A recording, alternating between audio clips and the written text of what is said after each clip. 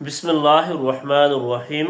السلام علیکم۔ آج ہمارا موضوع ہے فتنہ ختم کرنے کے لیے اللہ کے راستہ میں خوب تیزی سے چلنا۔ حضرت جابر بن عبداللہ رضی اللہ عنہما فرماتے ہیں کہ ایک مرتبہ ہم لوگ ایک لشکر میں ایک غزوہ میں گئے ہوئے تھے۔ ایک مہاجری نے ایک انصاری کی پیٹھ پر مکہ مار دیا۔ انصاری نے کہا، اے انصار، میری مدد کے لیے آؤ۔ حضور صلی اللہ علیہ وسلم نے یہ آوازیں سن لی اور فرمایا، یہ زمانہ جہلیت والی باتیں کیوں ہو رہی ہیں؟ صحابہ نے عرض کیا، یا رسول اللہ، ایک مہاجری نے ایک انصاری کی پیٹھ پر مکہ مار دیا۔ آپ صلی اللہ علیہ وسلم نے فرمایا، ان باتوں کو چھوڑ دو، یہ تو بدبودار باتیں ہیں۔ عبداللہ بن ابی منافق نے یہ باتیں سن کر کہا، کیا ان مہاجرین نے ہمارے آدمی کو دبا کر اپنے آدمی کو اوپر کیا ہے؟ غور سے سنو، اللہ کی قسم، اگر ہم مدینہ واپس چلے گئے تو عزت والا وہاں سے ذلت والے کو نکال باہر کرے گا۔ حضور کو یہ بات پہنچ گئی تو حضرت عمر نے کھڑے ہو کر کہا، عرض کی، یا رسول اللہ، آپ مجھے اجازت دیں تو میں اس منافق کی گردن اڑا دیتا ہوں۔ آپ صلی اللہ علیہ وسلم نے فرمایا، اسے رہنے دو، اسے قتل کرنے سے کہیں لوگوں میں یہ مشہور نہ ہو جائے کہ محمد صلی اللہ علیہ وسلم اپنے ساتھیوں کو قتل کر دیتے ہیں۔ جب مہاجرین شروع میں مدینہ آئے تو اس وقت انصار کی تعداد مہاجرین سے زیادہ تھی، بعد میں مہاجرین کی تعداد زیادہ ہو گئی۔ حضرت عروہ بن زبیر اور حضرت عمر بن ثابت انصاری رضی اللہ عنہما فرماتے ہیں کہ حضور صلی اللہ علیہ وسلم غزوہ مریسی میں تشریف لے گئے۔ یہ وہی غزوہ ہے جس میں آپ صلی اللہ علیہ وسلم نے منات بت کو گرایا تھا۔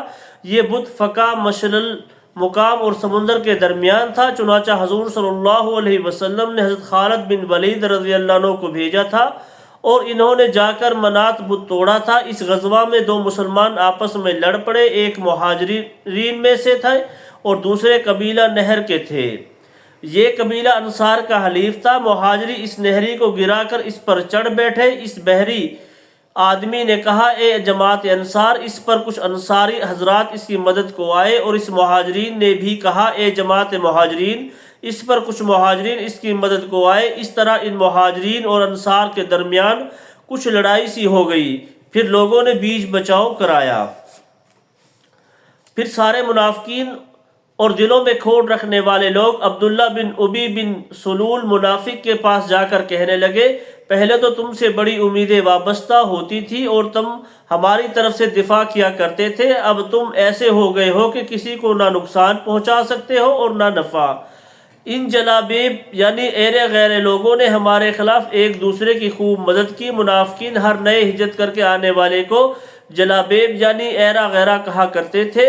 اللہ کے دشمن عبداللہ بن ابی نے کہا، اللہ کی قسم، اگر ہم مدینہ واپس چلے گئے تو عزت والا وہاں سے ذلت والے کو نکال دے گا۔ منافقوں میں سے مالک بن دخشن نے کہا، کیا میں تم کو نہیں کہا تھا کہ جو لوگ رسول اللہ صلی اللہ علیہ وسلم کے پاس جمع ہے ان پر خرچ نہ کرو تاکہ یہ سب ادھر ادھر بکھر جائے؟ یہ باتیں سن کر حضرت عمر رضی اللہ عنہ حضور صلی اللہ علیہ وسلم کی خدمت میں حاضر ہوئے اور عرض کیا، یا رسول اللہ، یہ آدمی لوگوں کو فتنہ میں ڈال رہا ہے، مجھے اجازت دے میں اس کی گردن اڑا دوں۔ یہ بات حضرت عمر عبداللہ بن ابی کے بارے میں کہہ رہے تھے۔ حضور صلی اللہ علیہ وسلم نے حضرت عمر سے فرمایا، اگر میں تمہیں اس کو قتل کرنے کا حکم دوں تو کیا تم اسے قتل کر دو گے؟ حضرت عمر رضی اللہ عنہ نے کہا، جی ہاں، اللہ کی قسم، اگر آپ صلی اللہ علیہ وسلم مجھے اجازت دے، اس کے قتل کا حکم دے تو میں اس کی ضرور گردن اڑا دوں گا۔ آپ صلی اللہ علیہ وسلم نے فرمایا، بیٹھ جاؤ۔ پھر انصار کے قبیلہ بنو عبد الاشہل کہ ایک انصاری حضرت اسید بن حضیر نے حضور صلی اللہ علیہ وسلم کی خدمت میں حاضر ہو کر عرض کیا، یا رسول اللہ، یہ آدمی لوگوں کو فتنہ میں ڈال رہا ہے، آپ مجھے اجازت دیں میں اس کی گردن اڑا دوں۔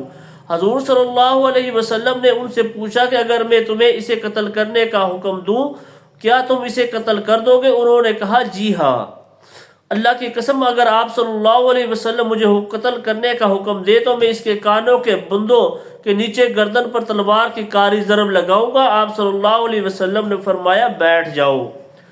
پھر آپ صلی اللہ علیہ وسلم نے فرمایا، لوگوں میں اعلان کر دو کہ اب یہاں سے چلے۔ چنانچہ آپ صلی اللہ علیہ وسلم دوپہر کے وقت لوگوں کو لے کر چل پڑے۔ سارا دن اور ساری رات چلتے رہے اور اگلے روز بھی دن چڑھے تک چلتے رہے، پھر ایک جگہ آرام فرمانے کے لیے ٹھہرے، پھر دوپہر کے وقت لوگوں کو لے کر چل پڑے۔ جب فقہ مشلل سے چلے ہوئے تیسرا دن ہو گیا، تب اس دن صبح کے وقت آپ نے پڑاؤ ڈالا۔ جب آپ مدینہ پہنچ گئے تو آپ نے آدمی بھیج کر حضرت عمر بن خطاب رضی اللہ عنہ کو بلایا اور ان کے آنے پر ان سے فرمایا، اے عمر، اگر میں تمہیں قتل کرنے کا حکم دے دیتا تو کیا تم اسے قتل کر دیتے؟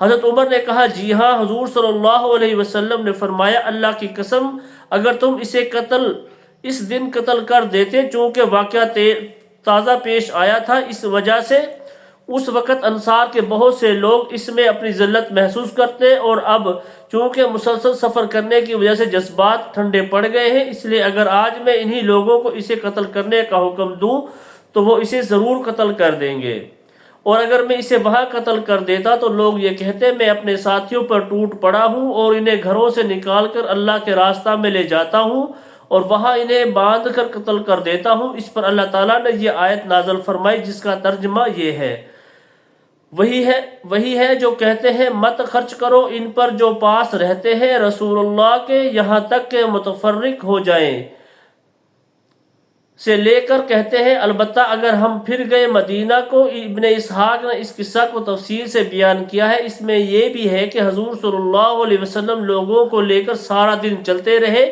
یہاں تک کہ شام ہو گئی، اور ساری رات چلتے رہے یہاں تک کہ صبح ہو گئی، اور اگلے دن بھی چلتے رہے یہاں تک کہ جب صبح لوگوں کو دھوپ کی وجہ سے تکلیف ہونے لگی تو آپ صلی اللہ علیہ وسلم نے ایک جگہ پڑاؤ ڈالا۔